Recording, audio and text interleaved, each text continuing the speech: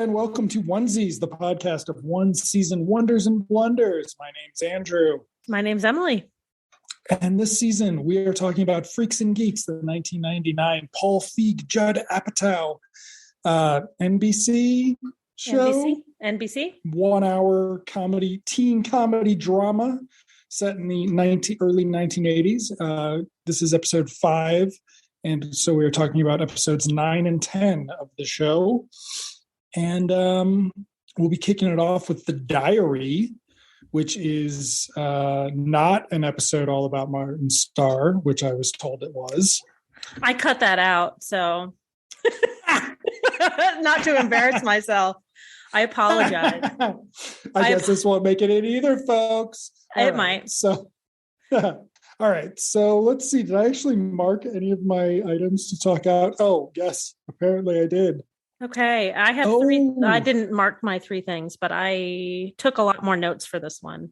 Okay. So in order, junkie or a hooker, keep it clean, just racists, and Neil Shatner. Okay. I'm going to... The Shatner thing kills me. Divvy 'em up. We're going to talk a little bit about Coach Biff being kind of a jerk because it helps move the scene along, too. We're going to talk about... we're going to talk about The Diary because that's something I have a lot to say about because I was a teenage girl once. And we will talk about Alan, the bully, a little bit for my 3 things. Okay. So this episode, the Freaks plot is Lindsay and Kim. Actually, it's about the girls because the show starts with them going hitchhiking, and it's unclear why they're hitchhiking and where they're going. Essentially, yeah, just it seems like somewhere nearby. Yep, but they didn't want to walk. And so they weren't having any luck until Kim tells Lindsay to show her boobs, or boobs toward the road, I believe is the quote. Yeah. And then they get a ride from someone who knows her father, who informs them that he's going to tattle on Lindsay, which sets off the Kim is a bad influence and we need to meet her mother arc, which ties into The Diary. But also the Geeks storyline then is... Bill gets mad that they keep getting picked last, that he specifically keeps getting picked last for sports. I mean, it's a pretty typical teenage plot point for any TV show, really. But Coach Biff has this line that, the jocks are picking all of their friends. And as the pickings get thin, as it were, meaning it's, Gordon Crisp, who we met last week in one of the episodes, who's an overweight kid, Sam Neill and Bill, and a couple other just scrawny, small, presumably other geeks in the school who we just haven't seen yet. And Coach Biff looks at the group of kids left to pick from and says, divvy 'em up. All right, divvy 'em up. And it's sort of a heartbreaking moment for Bill, who thinks, I might be good. I might be very good at this game and nobody will ever know because I always get picked last and I get sent out to left field. Incidentally, that's the position I played when I was in softball. But so a little sympathy towards Bill on my end. But it's a very sympathetic Bill arc. Yeah. But actually the Geeks arc is, I don't know. We'll get to the Diary stuff. So, but another aspect of Lindsay's arc is that Nick is being weird to her since the breakup, including shushing her and Lindsay in English class, where they talk about Jack Kerouac, which comes back in later nicely. So who goes in and steals the phone numbers? Is it Bill? It's Bill. Yep. So Bill sneaks into the athletic office and grabs a piece of paper that has the teacher's phone numbers. And then he proceeds to call, and he calls Coach Biff, who was watching Different Strokes at the time.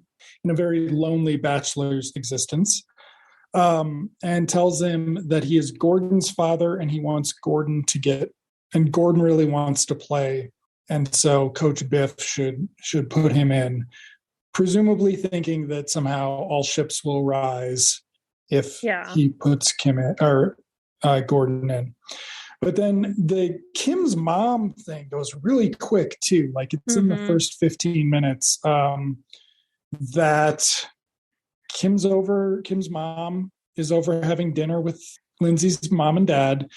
Kim is not over, which I thought it was weird that they were having like a cop conference, parents' cop conference. And none of the kids are eating dinner either. The Weir's kids are not at the table either. So it is kind of this weird, like why didn't you just go meet for coffee and talk about this? Yeah. Or like, why does it have to be a dinner? It's weird. And we find out that Kim's mom used to have a much better life till her husband left her with all these shitty kids, and girls all lie.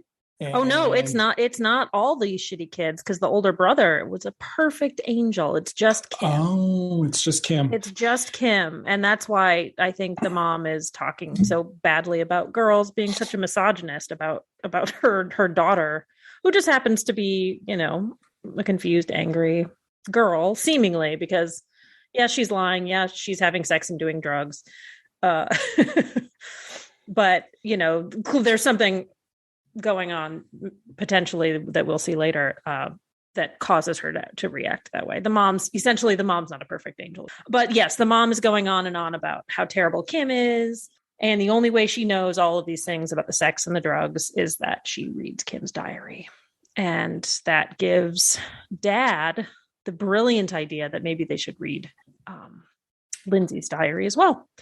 The mom is very hesitant. Mrs. Weir is very, very hesitant to do so. My mother read my diary, and I hated her for it. So good on Lindsay's mom for that instinct. But everybody hates their parents when you're at one point. And I just realized this ties into Free Spirit, which frequently had the teenage girl's privacy violated as a joke.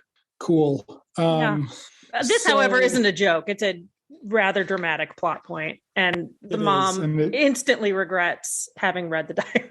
But so before they go after the diary, because they do that during the day, we have where's the junkie or hooker line? Oh, that's just Dad saying. That's just Dad talking shit. Okay, that's later. That's later. There's not a lot of when they have stuff. That's when they have the discussion about when they're creeping into Lindsay's room. Right. But first we have Lindsay telling Kim that all the things her mom and dad said about her, which upsets Kim. And that essentially the parents say that she can't hang out with Kim anymore, but Lindsay's going to disregard that, or her intention is to disregard that.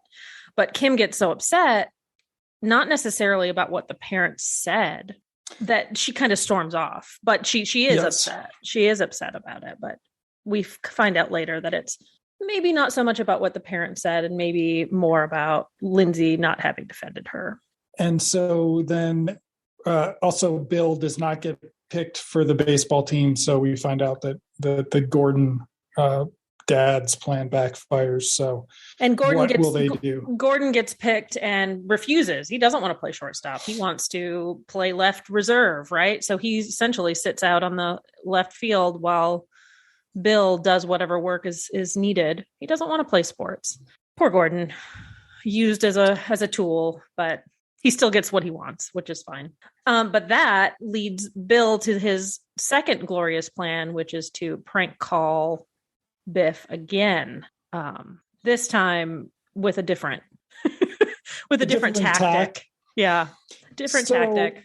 Yes. Do we want to talk? Do you just want to finish up that arc and then go back to the diary? Or yeah. I think another interesting thing about this is you meet Neil's father, who is Neil grown up. I mean, which is hilarious. Yes, the geeks are hanging out at Neil's, ready to make another phone call, and the dad happens across them. There's a great bit about the Sam, I think, complaining that Neil doesn't have any good cereal, and Neil says, "I don't eat cereal.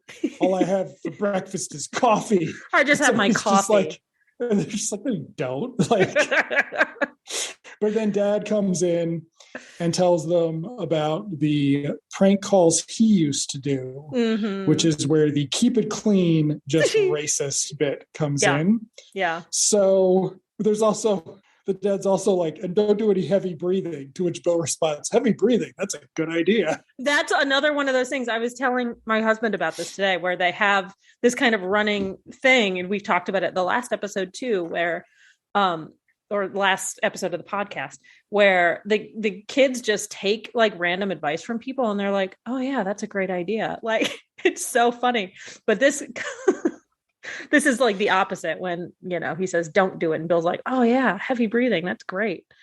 I love it. Just the kind of innocence of it is very funny. And I can't find the actor who played the dad. He's very familiar. Very familiar. He's not listed on, or Wikipedia. I'm sorry. Why would I be looking at Facebook? Why are you looking at his Facebook? I'm looking at nobody's Facebook. Okay. So while you look for that, I will recount some of the phone call that Bill does. Yes, please. Do a voice. Do a voice too. I can't do a voice. I can't do a voice. I talk very low about it. Bill calls Coach Biff up and tells him to go sniff a jockstrap, you butt slapper. You're a stinky turd. But it goes on for at least 45 seconds of things like that. PG rating, but like just relentless. And then we cut to Coach Biff hanging up the phone and him being there with a woman, not on his own, and her saying, "Who was that?" And a very shook Coach Biff says, "It was an old friend." So apparently he did not get a lot of prank phone calls from students who call him things like that. But then they hang up. Neil is mortified that Bill made such a phone call from his house and says he will get in trouble if the cops trace it. Yeah. And Bill says, "No, I won't. You will." Yeah. And Sam's kind of like, "I'm the only one who won't get in any trouble, huh?" Yeah, that was really funny.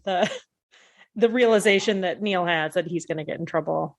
Oh, I just got to my note about the next scene. Okay, so that has the analog to Dad calling Lindsay a hooker, junkie, and a hooker when okay. So, but let's finish up the Bill arc.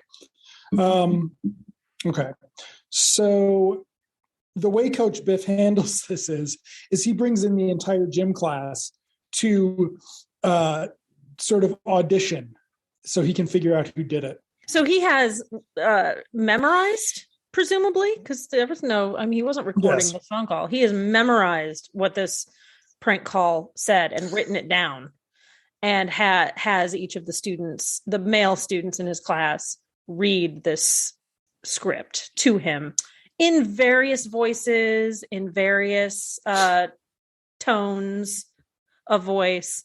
It's so funny. So you were gonna talk about Neil. Yeah. So Neil starts doing it, and he starts doing it, and so they cut between the kids. So it's not like one interview; it's all the interviews concurrent, right? Yeah. Yes. Otherwise, it would be consecutive. Concurrent. Sorry, everyone. I forgot my autobiography. Or no, I forgot that's a scene in Malcolm X, the movie. I don't remember if it's an autobiography. But anyway, so we soon realize that Neil is doing a William Shatner impression. And the way that really gets punctuated is when Coach Biff says to him, "Okay, now do it as Spock." Yeah, yeah. But there's also the bully, Alan. This was my point. That whole scene. Yes. As much as I love Neil, as much as I love the awkwardness of these other students kind of reading these goofy lines and looking up, what's his name? Alan, the bully, laughing hysterically as he's reading it, like laughing at Coach Fredericks is makes the scene for me as much as anything else. Him like his real dopey like Beavis and Butthead style laugh is so great. Oh, he was good in this. He was really good. In just that one scene alone, he was great. So eventually Bill's there and he's doing it in his regular voice, but then eventually Coach Biff says, okay, now read it low. Yeah. And pretty quickly it's clear that Bill was the prank phone caller. And Coach Biff is like something about, did you think it was funny? And Bill explains he didn't do it to be funny. He did it because he's angry and he is sick of being picked last. And so they talk about this and they talk like it's a really good dramatic scene for Martin Starr. Mm-hmm. And, you know, Biff finally listens to the geeks in his class and things like that. And so when they get to the end of the arc, what happens is Bill and Gordon get to pick the teams and they leave like the biggest jocks for last. And it's all the geeks get picked first. And they're having the time of their lives, just having been picked first. And they, it's really great. But what surprised me kind of was that the whole idea was Bill's. Like the coach just like didn't even recognize that this was something that he could do to even out the playing field, right? Like he never even thought to pick these kids first. You've met gym teachers, right? Yeah, good point. You could have, I imagine not a single gym teacher ever saw this episode and tried doing this. I don't think, Good point. Okay. So I found out who plays who's Neil's dad. It's this guy named Sam McMurray. Yes, Sam McMurray. And he has been in a bajillion things. He's done a lot of voice work, which wouldn't surprise you if you see him in this episode, even if he's doing racist voices. Including on things like Boondocks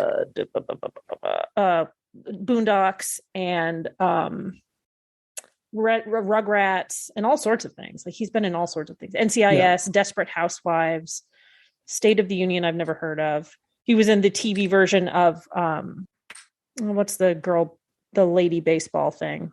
League of Our Own, which I didn't even know they made a TV show of. I don't know how many of them aired. He's been on Friends. Oh, maybe that's the next season. You've seen it. Look at his movies. He's been in movies you've seen too, I'm sure. Anyway, he's been in a million things. So yeah, he's one of those guys whose faces you'll recognize as soon as you see him. So the arc for the geeks ends with the baseball game with Rocky music playing, and it's a great sequence. Like there's a good punchline to it. Like it's a really successful, it's the most successful thing about the episode. Yeah. Okay, so let's get back to the diary now. We're done talking about successful things. Let's get back to the diary, though some of it's more successful than some other parts. So when the parents find the diary, that is when Dad makes the comment about Lindsay turning out to be a junkie or a hooker. And they open up her diary to read it, and she describes her parents as boring and repressed. And then to which Dad replies, "I'll repress her." And it's like, it's funny, but it's also like, yeah, the point of this is that she doesn't want to be repressed. Followed by, can robots really be in love? Yeah. So Mom is mortified and realizes what's going on, and Dad doesn't really get it, which is, just that thing that guys are really fucking stupid to make a plot work. So that's going to be him the rest of the episode, and he's going to get rewarded for it. So then actually the next check-in on that arc is actually more about Kim, where she and Daniel are talking about, Kim is still upset that Lindsay didn't defend her, and Daniel's kind of like, but you do drugs and have sex. Yeah. And he's like, I mean, what parent wants their kid doing those things? Which does not make him feel any better. No, in fact, it makes her feel worse. And even when Daniel says something like, "I like that you're a slut," or something, like, she gets real pissed. She gets real pissed. Yes. So, we also forgot in the diary, Lindsay makes fun of mom's cooking. Yeah. The roteness of the meals. So mom that night tries to make a fancy dinner. And dad mocks her, and the kids laugh with him at mom. And he asks, he's going to go make a sandwich or something, and his son's going to have one too. So, well, he does play with his food. I like the Sam, yes. like, oh, dad's playing with his food. When he picks up the little Cornish hen and starts talking like Senior Wences. It was funny, but maybe not the right time for a joke.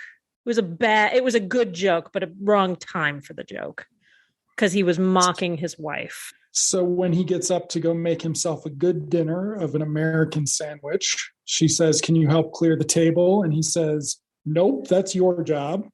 And she's just like, "Can't you?" And he's like, "You don't help me at the store for 12 hours a day, do you?"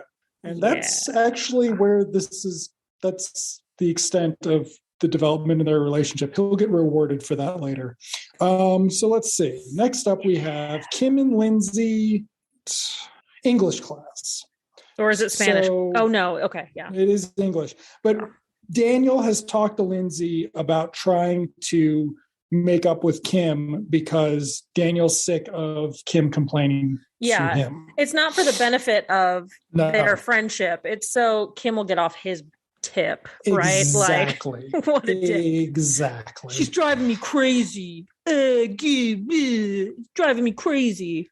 Sorry. So I don't mean to mock it. I don't mean to mock Italian Americans, but James Franco sucks in this particular episode. He's such a selfish asshole. Sorry. So in English class, Kim's got a hot take on Jack Kerouac, and it turns out that she's right about her hot take, and Lindsay backs her up, much to the annoyance of the teacher who's like a little dweeb, and who loves the beats. Yeah, who would have to be a thing. Was Kerouac the one who was just like a fucking? Was he the Canadian who was like a fascist? One of the beats.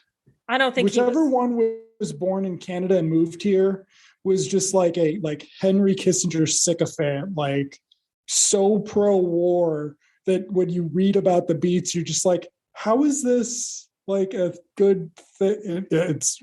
That's not Jack Kerouac. He was born not Jack Kerouac. He was born in Lowell, Massachusetts. Okay.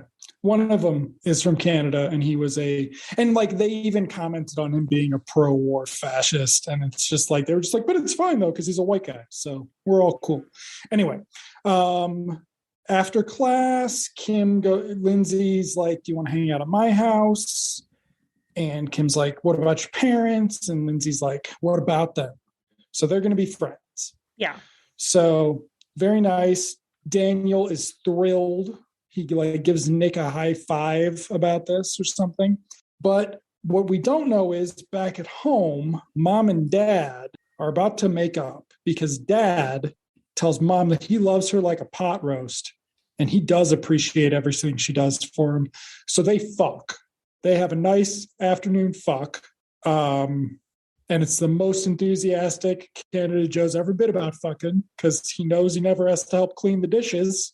And the geeks get home and realize that the parents are fucking, and they're mortified, except that Neil wants to listen, which just makes Sam even more mortified. This show is just low-key about Neil being a pervert, really. Yeah. And then Lindsay and Kim get home, and Lindsay's like, "We don't have to hang out." And they're like, "But, let's do it anyway." And so there's a brief moment where Neil says hi to Lindsay, which seems like they remembered he's in love with her for the first time since episode 2. And then Lindsay and Kim realize the parents are in there slamming, and Kim's like, "Wow, Lindsay, your parents are swingers," which is not what a swinger is. And I would think that Kim might know what a swinger is, but maybe not. And that is how the episode ends. Mom actually comes out pulling her sweater up and says, "Oh, we're just going to have pizza tonight." So her sort of concern with the rote routine of pot roast and chicken every night is clouded by getting fucking Canada Joe little seed in her. I don't understand how they thought that was a good plot for 1999.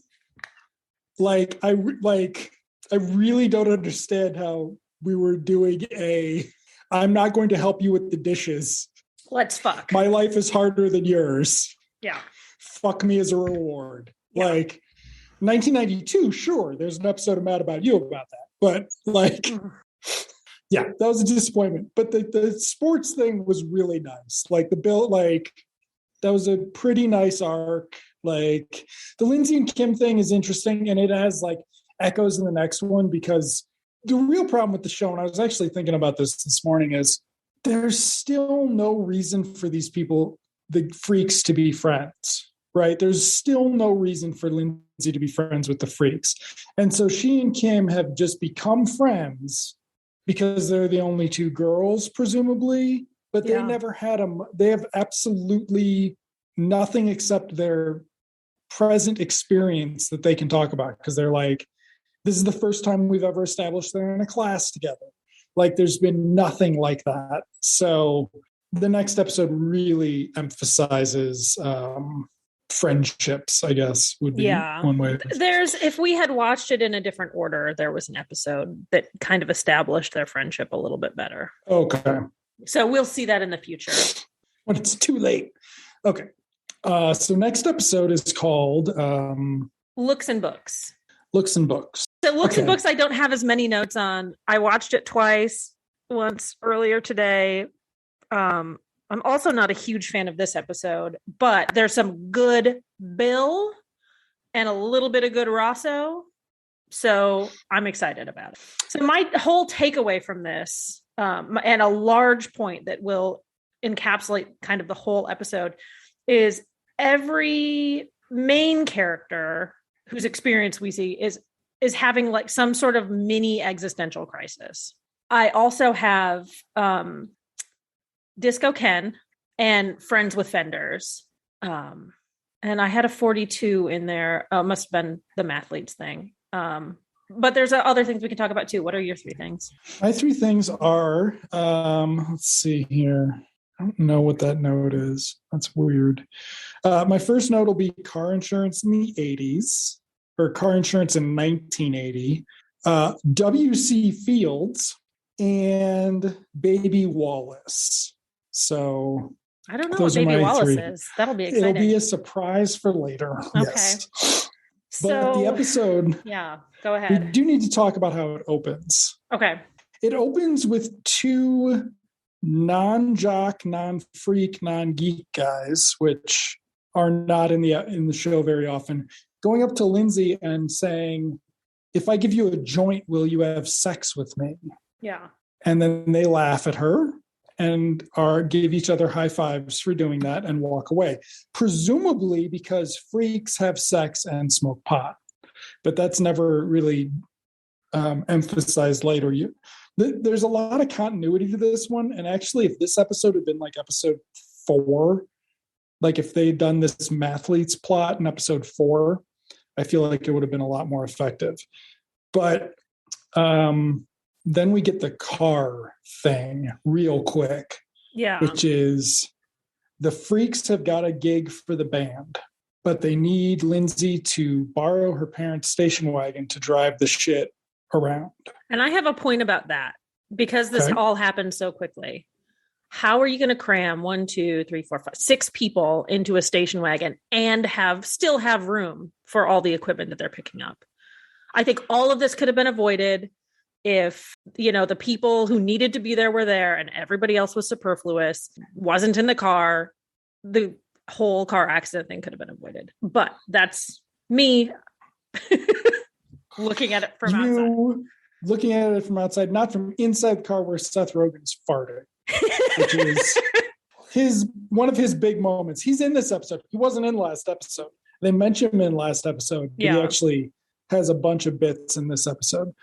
And my larger point about the existential crisis, I think, starts with that. If I give you a joint, will you have sex with me? Okay. Because I think Lindsay is suddenly realizing that now she is a freak. She is identified by outsiders, not just people who know her, but by people she doesn't even know, who we've not even really seen, as a freak. And this sort of starts her down the road where the car crash that's happening. And plus, you get 6 teenagers together. I know this from experience. Things are just going to escalate. And that's what happens in the car is Daniel is complaining about Lindsay being a bad driver, and Daniel and Kim are fighting about where this house is that they need to get to. And Ken is threatening to fart in the car, and what's his name is giving him a hard time about it, right? Nick is giving him a hard time about it. And so it just sort of escalates, and she turns around to tell Ken to not fart, to kind of hit him and tell him not to do it. And a car backs out and she slams into it. Luckily, they're driving houses and nobody gets hurt. And it's one of those accidents where the other car is pretty much fine and your car is totally fucked. Yeah. So her car is totally fucked. She is mortified, worried about getting in trouble. Daniel sexually harasses the woman that they hit, which is sort of so much in this episode is raised and never gets addressed by the end of it. But anyway, so then we cut over back to school where the geeks are hanging out, and Sam sees Cindy making out with Troy. That's his name, right? No, it's not Troy. It's something else. And I don't have it written down right now. Whatever, the jock, the boyfriend. Jonathan Brandis too. Yes, from the previous episode, the basketball player jock. Yeah. Oh yeah. Basketball player. Todd. You were close. So Neil says that it's because he's got great hair, and that ladies like foxy guys with feathered hair. Yeah, maybe Bill says that because we have yet to meet Bill's mom, but it's sort of been established she dates a lot. Yes, I was just going to say that. It's establishing this theme that Bill's mom is a single woman about the town. So this is actually where we get the follow-up on the accident, where Daniel says some shitty things to the woman who got hit. And then at one point he says, "What about car insurance, stupid?" Yeah. And I'm like, car insurance in 1980? I'm pretty sure it wasn't required in Michigan in the mid-90s when my friend lived there. I distinctly remember them making it a law there. So it wouldn't have been required in 1980. I was a mere child. So there you go. Know. But then we cut to the dinner table. We miss Lindsay's parents' initial reaction. And instead we get Dad telling her that he could have her charged with Grand Theft Auto, that he's never going to believe her again. She's grounded forever, and she never gets to hang out with those kids, those burnouts again. So Lindsay's sad, obviously, and terrified. Millie comes over. She looks terrified, too, at the dinner table. She's crying. She's seemingly very shaken up about the accident, as well as getting in trouble. I mean, that's bad enough. But. And the accident does come back because when Millie just gets to come over and hang out, which is not established. But again, this is why it should have been earlier, and we could have actually had them have a relationship instead of just Lindsay being shitty to Millie, regardless of her liking Christian music or whatever. So Millie is like comforting her, and that's when Lindsay talks about how scary the car accident was because of the thud. And then Millie says something about how she tells a story about mathletes bleeding and how much the mathletes miss Lindsay. And it's a very obvious, like at that moment, it's like, oh, she's going to join the mathletes again. Yeah. Like you can see the actresses, not that she's doing it, but you can see the wheels spinning in her head. Like, oh, this is what's happening next. But then first we get Sam fixing up his hair. So he fixes up his hair. He goes to breakfast. And this is where Dad is complaining he doesn't know enough about cars and he thinks he's going to get ripped off, which, okay. But then also Lindsay dresses nice today. She's wearing a cute little sweater and a skirt, and she's got little bows in her hair, and it's the same old Lindsay they used to know. And mom is very pleased, and dad seems kind of confused at what's going on.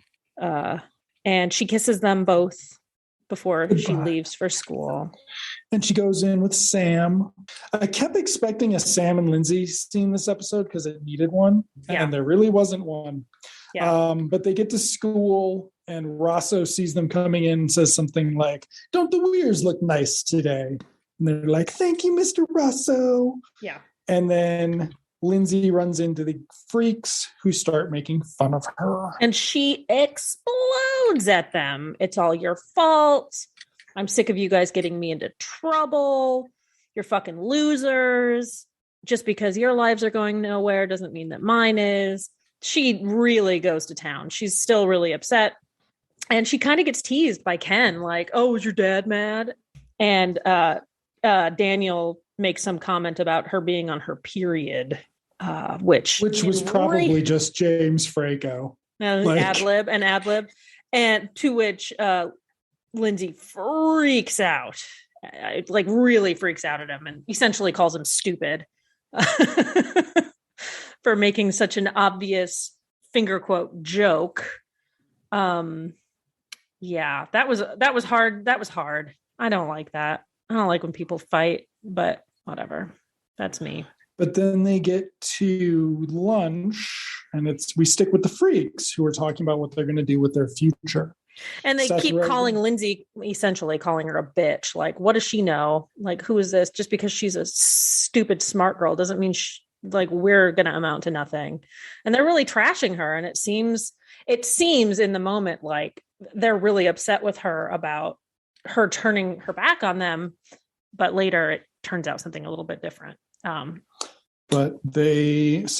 Seth Rogen's going to sell his dad's company and move to Hawaii after his dad dies. Kim's going to become a lawyer and help the downtrodden, which someone jokes, which will include breaking Daniel out of jail. And to which he says, "I'm not going to jail." And then somebody says, "What else are you going to do?" And they're like, "No, he has no ideas." Yeah.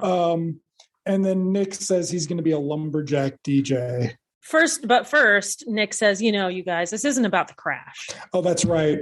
This is because Lindsay's so upset that I broke up with her. So and Busy Phillips. I'm saying Busy Phillips because I can imagine her saying this in real life. Says something like, "Oh, what, are you going to be a psychologist?" Like kind of making fun of him and then he says, he's going to be a lumberjack and what? A DJ. And it's just so like 8-year-old, like, this is what I want to do when I grow up.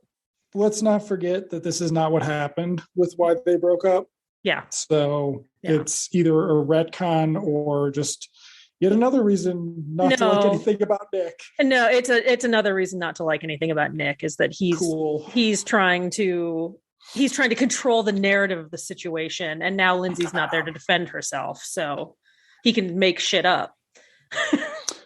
So at the same time, Lindsay goes to lunch at the mathletes table, and so she is hanging out with her old friend Millie and the other athletes. Playing with a graphing calculator, which I thought was funny. Yes.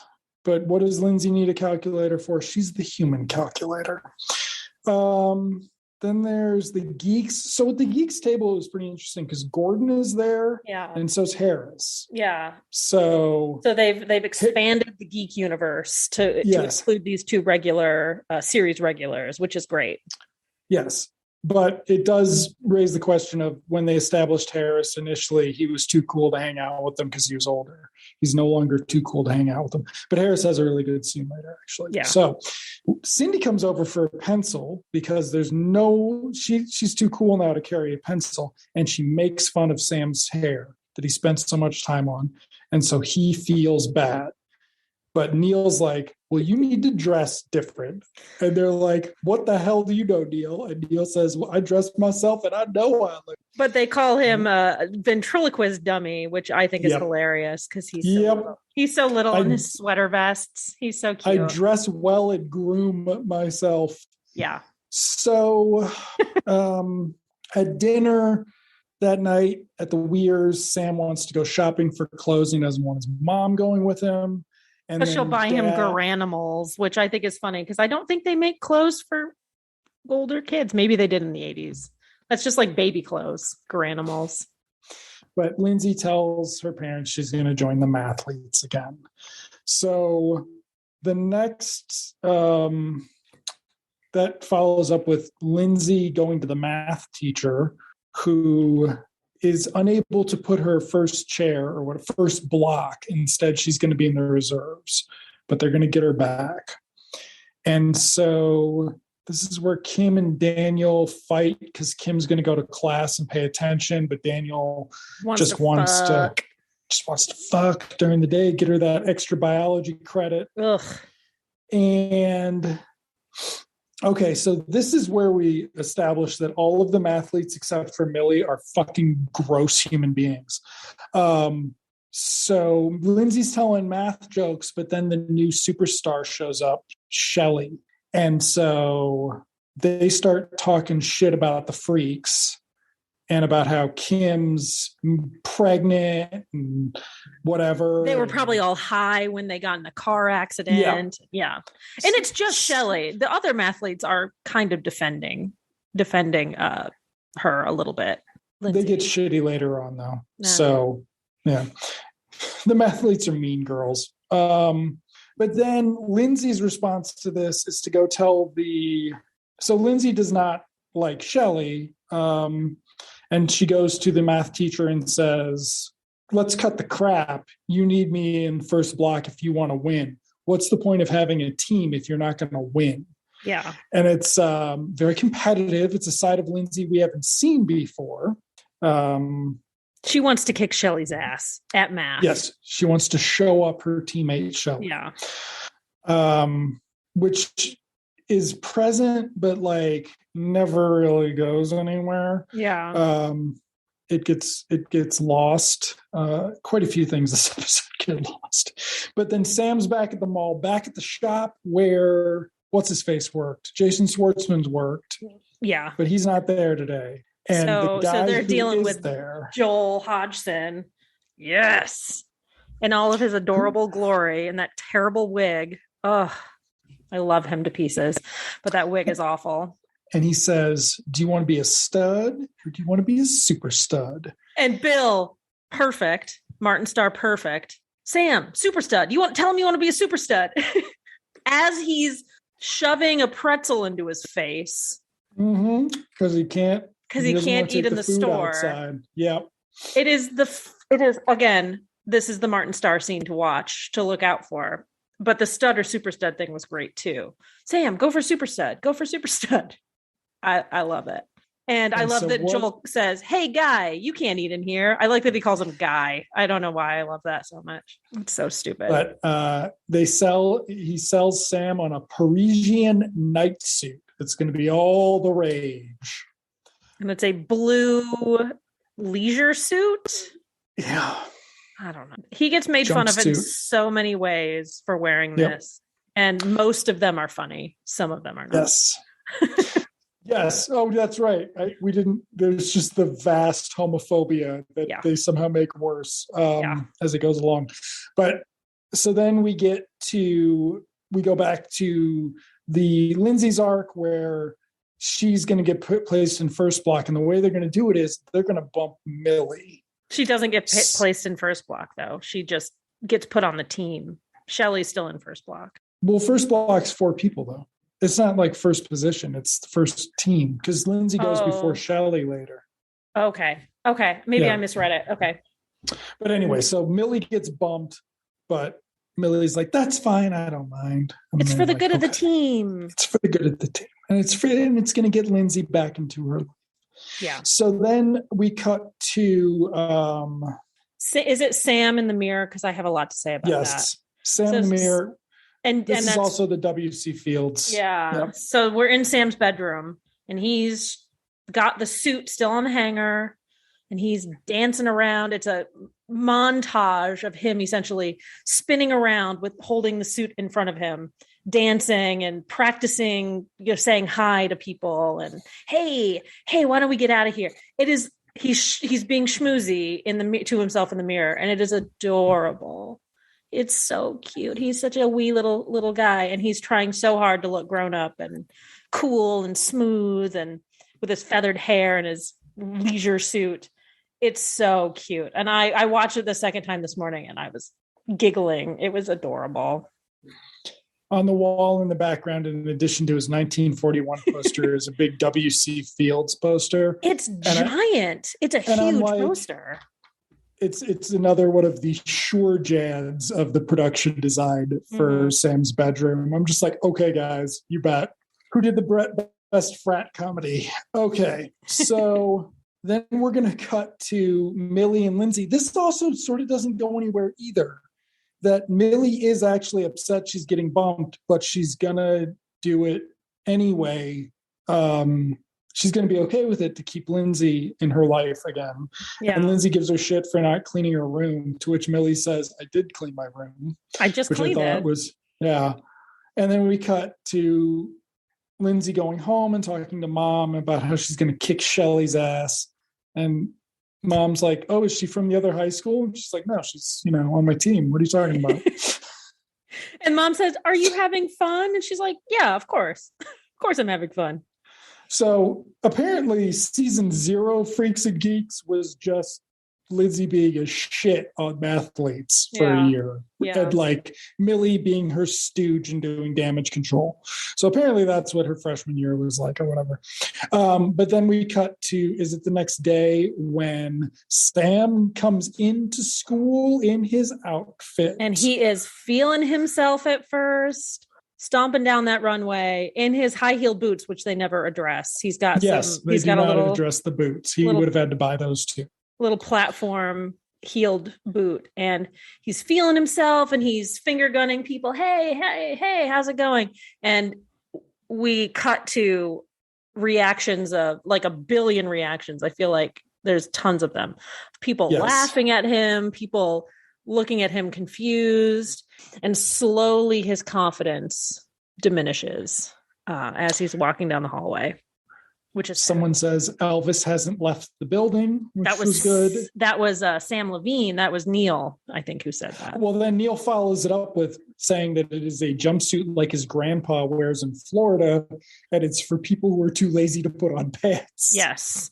And there's an Evil Knievel reference. Yes, you're not supposed to look like Evil Knievel. Somebody tells him he looks like Chrissy from Three's Company and Saturday Night Fever also. Somebody. Yes. Something that threw me about this, though, is in previous episodes, they were talking about how much they liked Alien. And I raised some questions about that. There were jumpsuits in Alien. So, okay, whatever. Okay. It was good enough for Ash the android, but it's not good enough for Sam. But he's going to try to get out of school so he can go home and change. And there's a lengthy sequence where they're like trying to hide him from view. The geeks are walking him down, and Gordon actually gets something to do. And then he gets to the door, and the school secretary says, get your butt to class, kid. You can't just leave. Yeah. Which is kind of weird because it certainly has been an open campus whenever the Freaks plots required it, but whatever. But then we get to class, which so a bunch of the students make homophobic comments about Sam, and the teacher somehow then makes it worse. It's a misguided attempt to make Sam feel better, but it's actually more homophobic. Yes, it is. If he feels the freedom to dress the way that makes him feel confident, then we should all be glad to be that homosexual slur that I'm not going to say. Yes. And it's palpable. The discomfort that I felt was palpable in that moment. It's one of those things where I'm like, oh, that's right. The show doesn't have any gay people. Like gay people don't actually exist to these characters. Like, it's one of those things like, oh yeah, that's right. Before TV in 2015, there really weren't a lot of gay people on TV. Yeah. So yeah, it is it's actually not a surprise given who created the show and who's on the show. But anyway, but then we actually cut to a very just strange, nice scene between Harris and Daniel. So James Franco. Yeah. And, it's really Harris, nice. Where Daniel just happens across Harris and he's like, hey man. And Harris is like, wait, are you going to beat me up? He's like, no, I just want to like know what you're up to right now. Harris is like, well, I'm reading the Monsters Guide for Dungeons and Dragons. Do you play? Daniel's like, no. And he's like, you should. He's like, okay. You'd be a good dungeon master. Yeah, I can just tell these things. Yeah. And so I don't think Daniel would actually be a good dungeon master. But anyway, can't imagine how much fun that is to play Dungeons and Dragons with Harris. But you're not going to have to imagine. Oh, good. It's a 3-parter coming up. But they have a conversation about whether or not Harris thinks Daniel is a loser. And Harris says, well, you can't be a loser because you have sex. But if you didn't have sex, we could talk about it. Yes, we could go through it. Yeah. And so like Daniel, eventually they talk a bit and Daniel's like, you're an interesting guy, Harris. And he's like, yes, I'd be cool, but I don't have sex though, which is weird because I thought earlier he did have a girlfriend and it was implied he had sex. But also we find out that Harris's father is at this point 75 years old. 70 and so, or 75. 70. Yeah. But so he is the son of a 60-year-old man, which might explain why he is so comfortable in his skin type thing. So then we cut to the mathletes competition where we discover where Kim comes in to watch. The parents are there watching Lindsay. Kim comes in and then she finds out that Nick is there already. And they are going to watch. He's there to watch Lindsay because even though he says he didn't have anything else to do, he's killing time, but not really. He's going to, he's there to support Lindsay. So. Which I don't even know how they knew about it if they haven't been talking, how they knew she was even going to be there, but whatever. Yeah.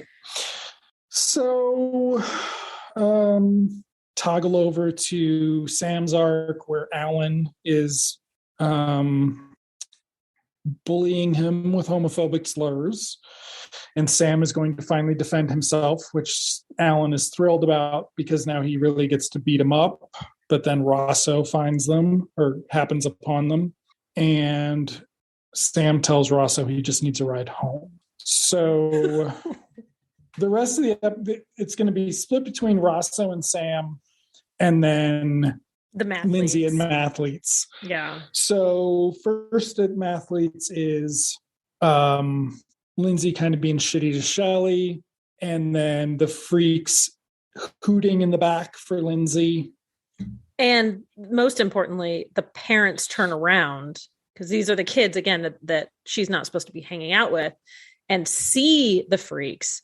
And they hold up a fender that they bought, they stole, whatever, for the car that the dad has been searching for and thinking he's going to get ripped off for. So they did a good thing, which goes uncommented upon, completely uncommented upon. And in fact, I've seen this episode 3 or 4 times, did not know what it was that they were doing. I was like, what the hell are they holding up? It's not a sign that says go Lindsay.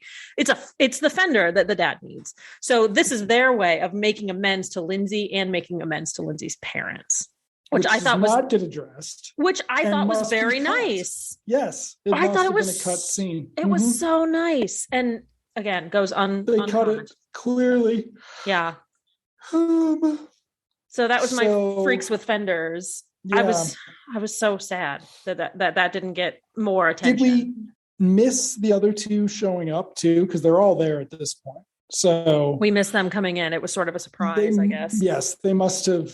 There's a cut scene where they tell Canada Joe they found the fender and he then forgave them or something. or didn't, which would make the end of the episode interesting. So let's see. Sam and Rosso are back at the house, and Sam doesn't want to go back to school. So Rosso tells him a story about being humiliated once by a bunch of rednecks or something. For being a hippie. And then he explains that it's all about confidence, Sam. If you think you're the coolest guy in the world, you are the coolest guy in the world. But then we cut back to the mathletes, where we've just found out that Lindsay has not lost her human calculator chops. She has just had a perfect round. Yeah. So and it's Shelley's turn. It's Shelley's turn. And Shelley gets her ass kicked by Baby Wallace. Sorry. And Lindsay has been taunting her and psyching her out the whole time. Who's Baby Wallace?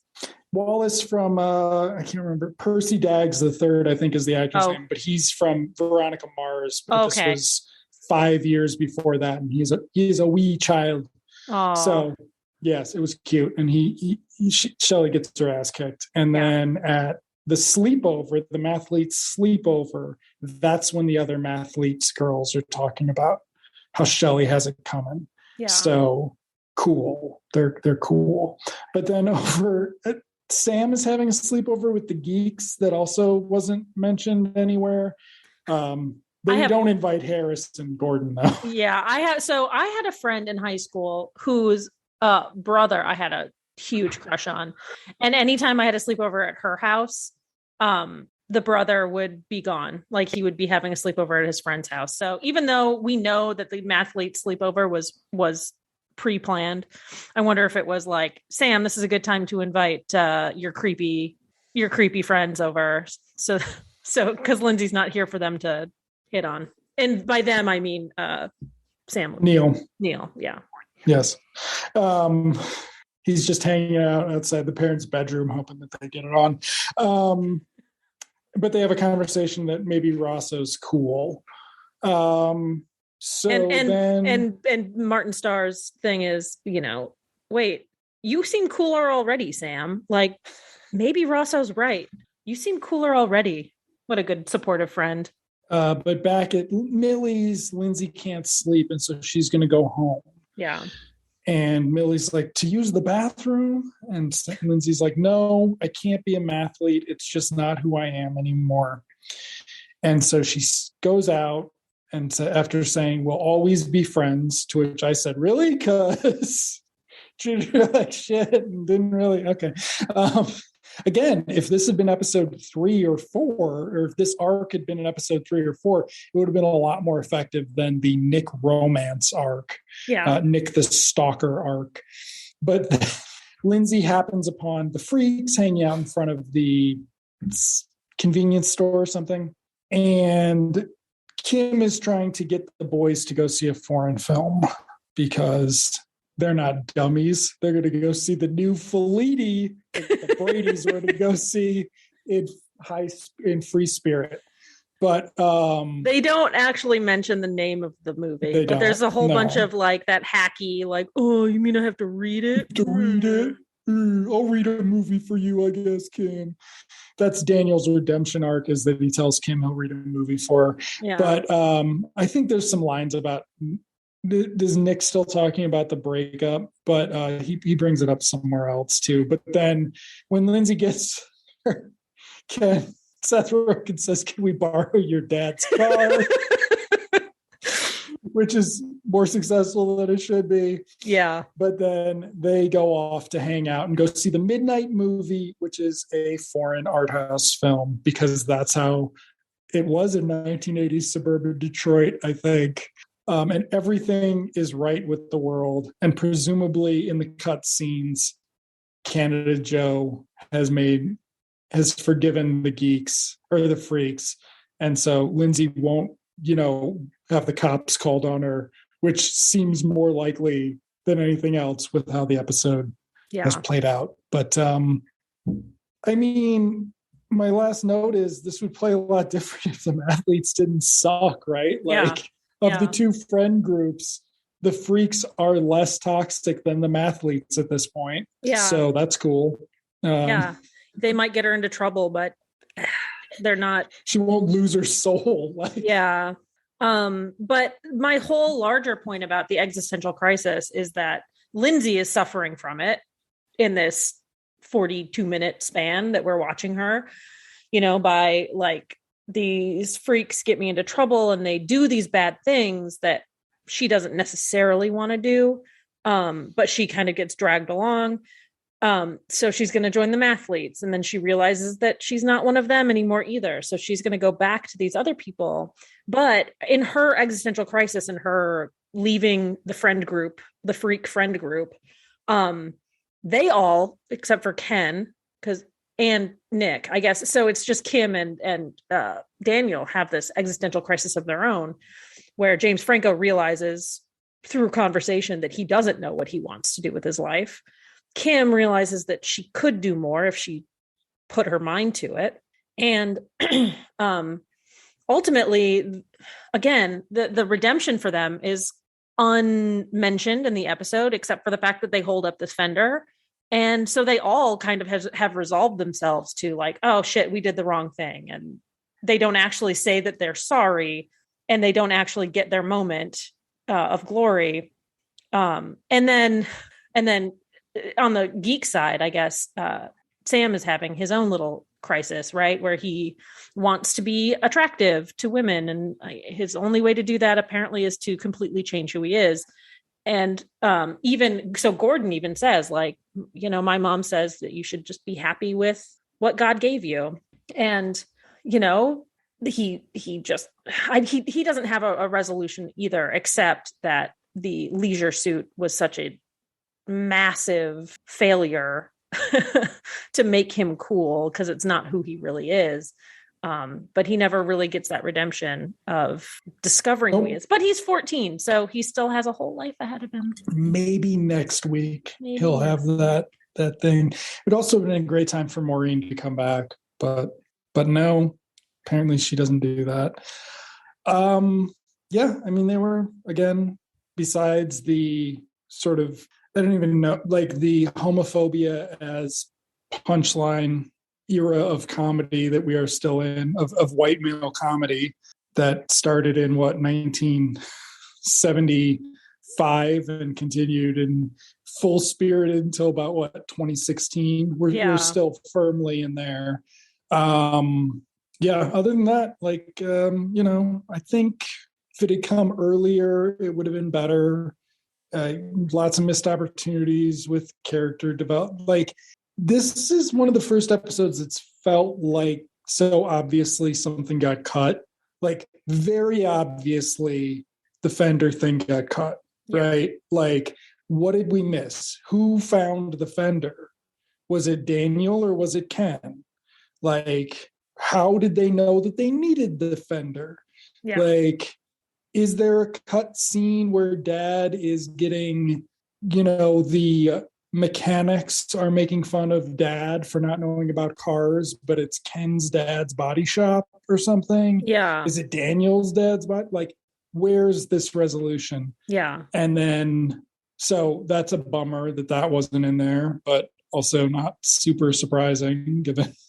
And it would have been, like you said, it would have been a great opportunity, because we already know that Daniel kind of futzes around with cars. We've seen him playing in his own car, when he drives up to pick up Millie, they talk about whatever, the speakers or whatever. So he's obviously done work on his own car, and it would have been just a good opportunity for some character development, even with him or with Ken or whoever got the Fender. Like, oh, well, I've seen cars come in before because I work in my dad, like you said, like I work in my dad's body shop and I know exactly what they need.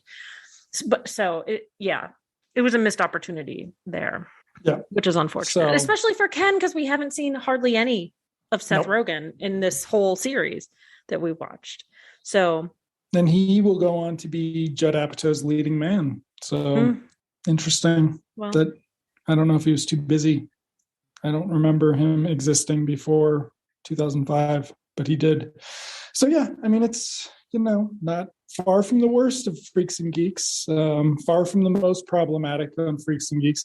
Some of the more sort of obvious, the homophobia bit's bad. Like, and it's long, and but I don't know. Yeah.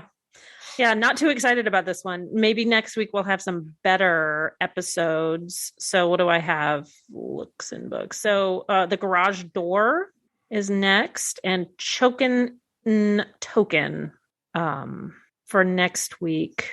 That's episodes 11 and 12. Okay. And this is our halfway point, actually. Yeah. Okay. Well, thank you again for listening, and we will be back next week. And hopefully we will get our Martin star. Hopefully. No. Okay. But there's there is a good Martin Starr plot point in one. So that'll be good. That'll be good. And maybe some surprises for Andrew. We love it. Okay. Thank you all for listening. Bye. Bye.